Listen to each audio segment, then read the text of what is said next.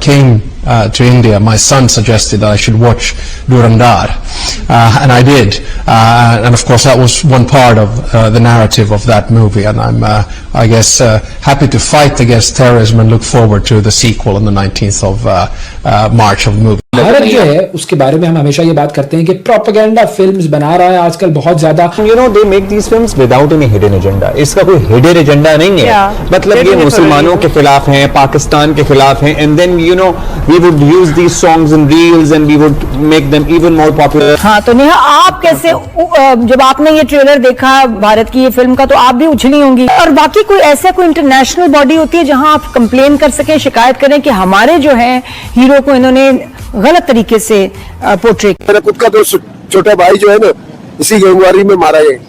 अच्छा. एक मेरा बेटा मारा गया. हम करेंगे हिंदुस्तान पर एक बहुत बड़ा हमला, और हमला नहीं करेंगे, हमले करेंगे, ताबड़तोड़ करेंगे और उसके होश उड़ा देंगे इंशाअल्लाह. अभी मजा आएगा ना. हमें इस तरीके से चाहिए कि हम फिल्में बनाएं, लेकिन इसके लिए जरूरी क्या है? इसके लिए जरूरी है कि हुकूमत वक्त मैदान में आए. क्या पाकिस्तान को करने की जरूरत है कि भारतीय बयानिए को उस तरीके से बेनकाब किया जाए कि अगर उसके इकोनॉमिक इंटरेस्ट की वजह से भी उसको फायदा आ रहा है, मगर उसको इसके लीगल भी चीजें हमें पूछनी चाहिए कि आप किसी भी मुल्क के आप हीरो को लेके उनका नाम यूज करके गलत डिस्टॉर्ट करके फैक्ट्स आप ये मूवी बना दी और रिलीज, और ये सिर्फ इंडिया में तो नहीं रिलीज होगी ना, ये तो पूरी दुनिया में होगी. इनकी वहां रिलीजेस हमें रोकनी चाहिए. घर से निकलो, गोलियां लगेगा, एक पीठ में, एक सीने पे, एक कहाँ हालात ऐसे थे आ रही. ईंट का जवाब पत्थर से देने के लिए इस मुल्क में पाकिस्तान फिल्म इंडस्ट्री अपने सर पे सिरा बांधने के लिए तैयार है. हुकूमत का साथ दे और पाकिस्तान फिल्म इंडस्ट्री का और फिल्मों का. I cannot digest it being about. Yeah, I cannot digest it. I do not like watching stuff जो कि इस तरह से. The truth, however, is कड़वा जितना भी हो, we are also a part of promoting this thing, क्योंकि हम भी देखते हैं और हम इसको शेयर भी करते हैं. People do that. Benazir Bhutto और बिलावल इसमें कैसे शामिल थे?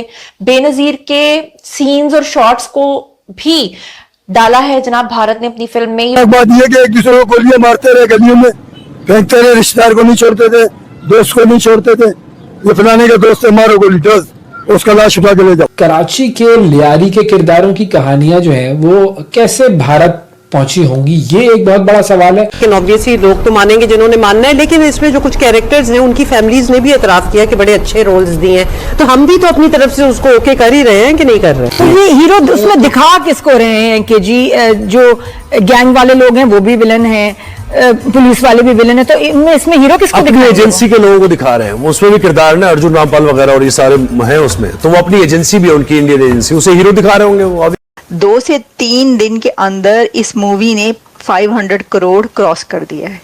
500 करोड़ इस मूवी ने क्रॉस कर दिया. मैंने आपको परसों बताया था जब इसके ऊपर शो किया था.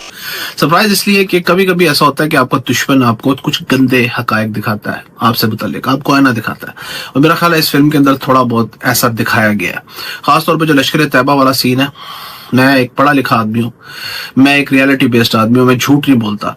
मैंने अपनी आंखों से लश्कर तैयबा का जो अरूज है पाकिस्तान में देखा हुआ है. एक सीन आता है, नरेंद्र मोदी जी शपथ ले रहे हैं 2016 के इलेक्शन की, 2014 के इलेक्शन के बाद, और उसमें जो टीवी पे वो दिखाया है और टीवी कौन देख रहे हैं सारे, उनका जो हाल था ना, आप यकीन माने सेम यही हाल था. ये 90s, 95, 96, 97 की बात होगी. मैं 10-12 साल, 12-13 साल का था उस वक्त.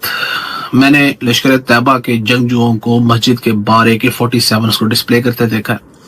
वो लोग लोगों से चंदा मांगते थे, लोगों को बताते थे कि हम हिंदुस्तान में घुसेंगे और हम वहां पे दहशतगर्दी करेंगे.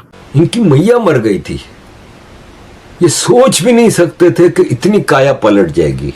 और इसके लिए मैं सलाम करूंगा भारत की जनता को जिन्होंने वोट देके नरेंद्र मोदी जी को जिताया है तीसरी बार. ये कोई जहादीवादी नहीं है, ये भूखे कुत्ते हैं. ये हमारे मजहब को गंदा कर रहे हैं, और ये भूखे कुत्ते इनके आगे जो बोटियां डालेगा कल को उसके लिए हमें भी काटेंगे, हमें भी मारेंगे. और फिर वही हुआ कि प्रॉक्सिस पाकिस्तान ने क्रिएट की. झूठ नहीं बोलना, सच्ची बात है. पाकिस्तान ने प्रॉक्सिस क्रिएट की, पाकिस्तान ने तालिबान क्रिएट किए, पाकिस्तान ने और बहुत सारे लश्कर जंगवी, लश्कर तैयबा, पाकिस्तान ने इस्लाम के नाम पे बहुत कुछ पाकिस्तान में गलत हुआ, और फिर उन्होंने. जय हिंद दोस्तों, आपको ज्ञात होगा कि पाकिस्तान और पाकिस्तान की मीडिया भारत के बगैर अपना खाना पानी चला ही नहीं सकते। पाकिस्तानी यूट्यूबर्स हो, उनकी मेन मीडिया हो या उनके मीडिया पर्सनल्स जो कि यूट्यूब पर बैठकर ही अपना दाल भात चलाते हैं, उनको भारत के बगैर कुछ भी दिखाई या समझ में नहीं आता है। इन लोगों की मजबूरी ये है कि भारत को मन से घृणा करने के बाद भी भारत की प्रशंसा करनी पड़ती है और कुछ न कुछ सकारात्मक बोलना पड़ता है। हालांकि इनके चेहरे के हाव भाव से हमें पता चल जाता है कि ये जो बोल रहे हैं उस सब पर इनका विश्वास बिल्कुल नहीं होता। जहाँ तक बात रही पाकिस्तानी मीडिया और यूट्यूब चैनल्स की, भारत के बगैर इनका दाना पानी चल ही नहीं सकता। ये जब तक भारत को कोस न ले और या भारत की कुछ कमियां न बता दें, इनका काम चलता ही नहीं है। मनोरंजन का क्षेत्र हो या बात हो खेल जगत की, चाहे विज्ञान का क्षेत्र हो, चाहे पॉलिटिकल या फिर युद्ध क्षेत्र,